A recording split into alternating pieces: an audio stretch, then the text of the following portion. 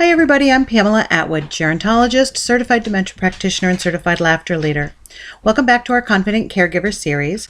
Today, actually, the day that I'm filming this is Super Bowl day, number 50, and I really, watching all of the pregame shows and even the Kitten Bowl and the Puppy Bowl, really had to take a minute just to do a quick little video on chronic traumatic encephalopathy, what they used to call dementia pugilistica, which is basically the dementia that came from repeated head injuries. So we now call this CTE, or chronic traumatic encephalopathy. CTE is another progressive degenerative cause of dementia. Unfortunately, we still don't know exactly what causes it, and we don't know how to stop it or cure it once it's started. Not everybody who's had a concussion or even repeated concussions gets CTE, so researchers still aren't sure exactly why some people get it and some people don't. But I thought we should at least talk about some of the symptoms because they are a little bit different than other kinds of dementia. So first of all, some of the research that's come out recently in the last couple of years has shown that for some people with CTE, they start with some mood changes or some impulsivity in their behaviors. For a lot of people, this can be explosive behavior or aggressive behavior.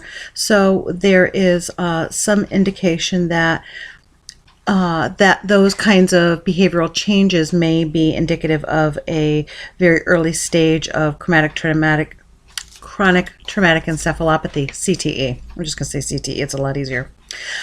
There's actually some research that will actually put this into stages. So stage 1 is a headache or and loss of attention. Stage 2 is depression and other behavior changes.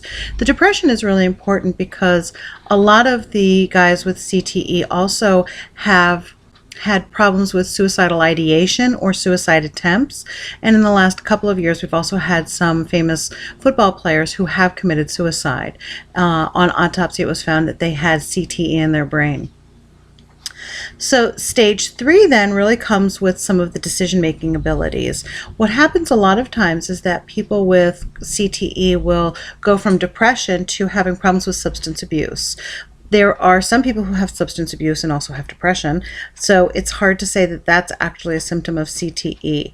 Really, the only way to diagnose it as CTE is in retrospect. So I can remember when my grandmother had Alzheimer's disease many, many years ago. They said, oh, Alzheimer's is one of those things that you only know in retrospect when you go back and you say, oh, over the last 3 years, that's why she had problems with X, Y, or Z.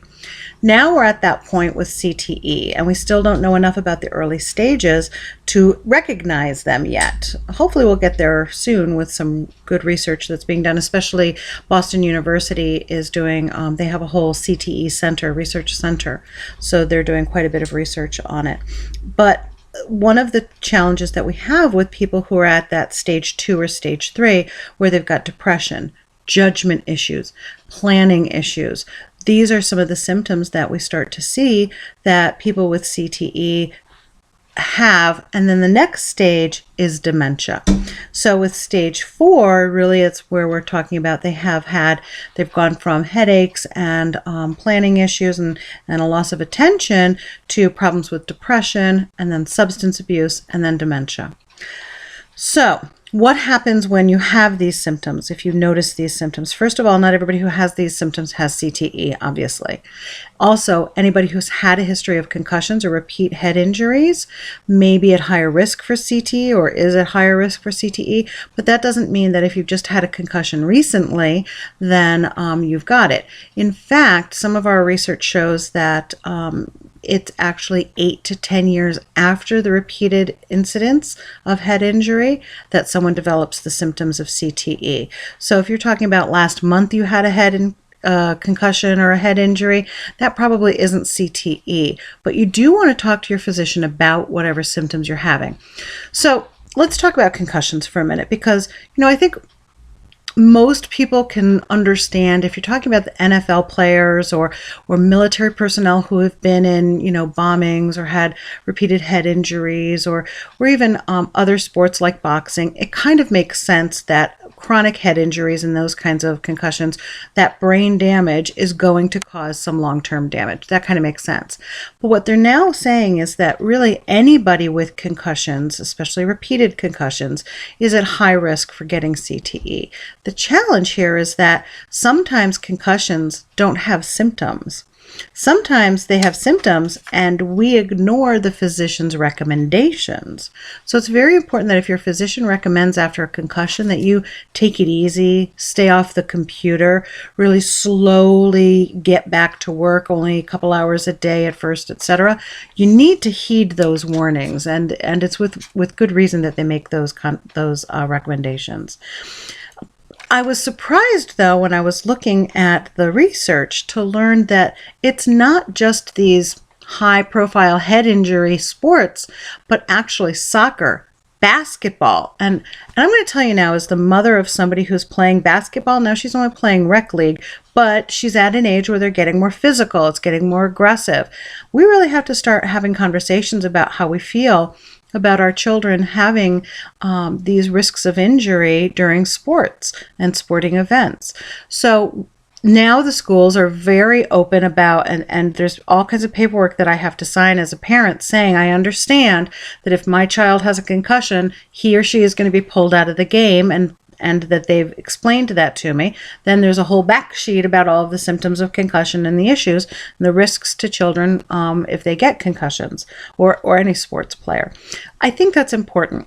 We've recently seen in, I'm trying to remember when I saw it. There was a video actually that it's a brief video on CTE put out by people who had done some of the research with the football players with the NFL.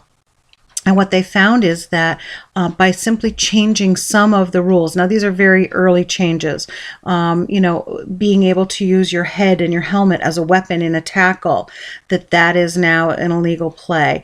Changing some of those rules or legal hits has a significant impact on reducing the risk of concussive injury. That's not only important for football, but we need to take the NFL's lead on this and apply it to other sports as well. I was not surprised to hear that soccer and basketball, like I said, have high risk of concussion. Also, ice hockey and rugby, again, no big surprise. The two that surprised me, cheerleading and volleyball. So it's sports that we may not even think of as having a high risk for head injury or concussion, but we do need to look at these risks, and we do need to look at what modifications we can make to keep it a little safer, because dementia is hard and it's very difficult to deal with. If there's some way that we can prevent it and minimize our risk for developing it, we should all be for that. Okay, so if you do have symptoms, the other thing that I wanted to share with everybody, get information. Don't just, or if you think someone you love has symptoms, get information. Certainly you can do a Google search or a Bing search or a Yahoo search, or pick your favorite search engine and look up CTE. But even better than that, you can call the Alzheimer's Association. They do handle all different kinds of dementia, not just Alzheimer's disease. And you can call them at 1-800-272-3900. You can go on their website, which is www.alz.org. And I'm going to repeat that helpline again, and because it's available 24 hours a day, 7 days a week in hundreds of different languages and dialects. They have trained translators that they've worked with. So if you know of somebody who needs information, you can get it at the Alzheimer's Association, 1-800-272-3900. I hope that this has been helpful information for you. Please play football, but play it with safety.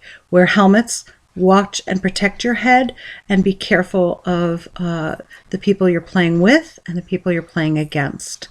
I hope that you will continue to be a confident caregiver if you do have somebody that you love who has some of these symptoms.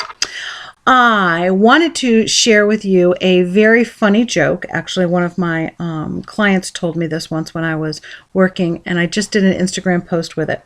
So on a little lighter subject, we'll add some humor into our day. So why did the whale eat 2 ships full of potatoes? Because no one can eat just one potato ship. So as you're munching on your football snacks, keep that in mind. Try not to eat too many potato chips. Thanks so much for watching. Take care.